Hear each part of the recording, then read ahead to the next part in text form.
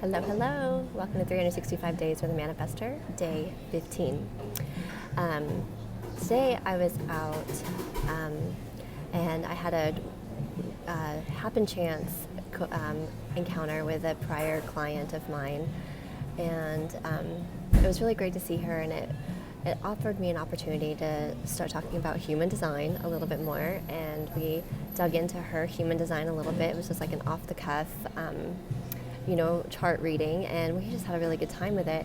And through talking to her, what I realized is the power of knowledge of our energy designs, just understanding the basics. We don't have to understand the depth of it. It's going to take years.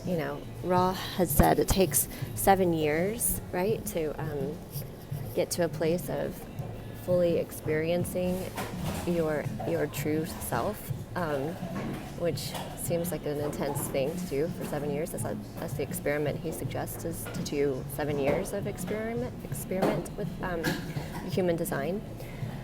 And so I do look forward to that part of it, but just the beginning steps, just to see her aha moments. Like, she's a manifesting generator, and to recognize, like, she had some limiting beliefs saying that she couldn't take on more than one thing at a time, feeling like overwhelmed by all these things that seemed like obstacles, but they weren't really obstacles. It was just like excuses that she recognized that she was making because she was a little bit afraid of and lacked confidence, right? So how many times have we lacked confidence or something and used what seemed like roadblocks but really aren't? They're just little things, like maybe organizing your space, or really working through some relationship issues, or working through some of the things that are part of our conditioning. You'll have to excuse me, I have my hot tea, and I can see the steam in the picture. Anyway,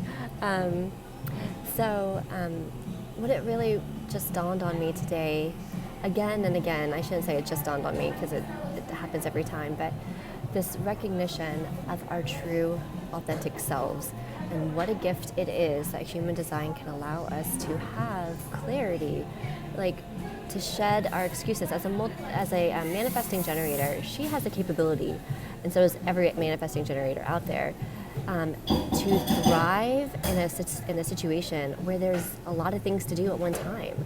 That's what you're good at. And so sometimes it can seem overwhelming, particularly if you were raised by a generator who's a one thing at a time type person. But that's not the way it works for everybody. And so you can be conditioned to think that you're a one thing at a time type person, but there's a real possibility that that's not true. And if life is giving you a lot of things to work on at one time, it might be because you can handle it and you thrive in it.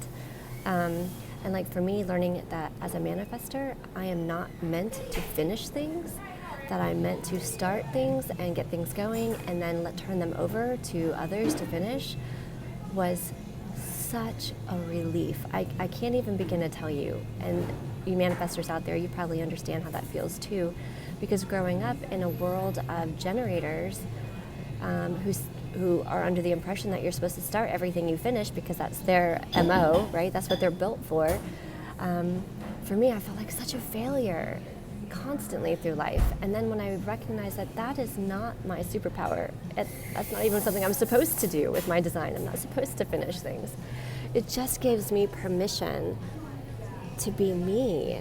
And I'm so encouraged by that. So it's just the little things that knowing your design can really benefit, just small little things that you don't even think about.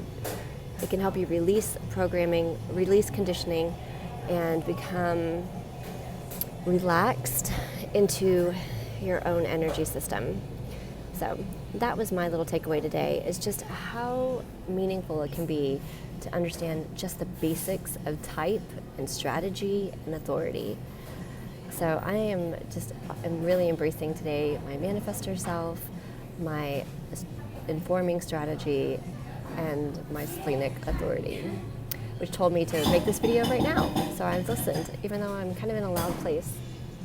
But anyway, that was my message today. That's what I came away with, and I will talk again tomorrow.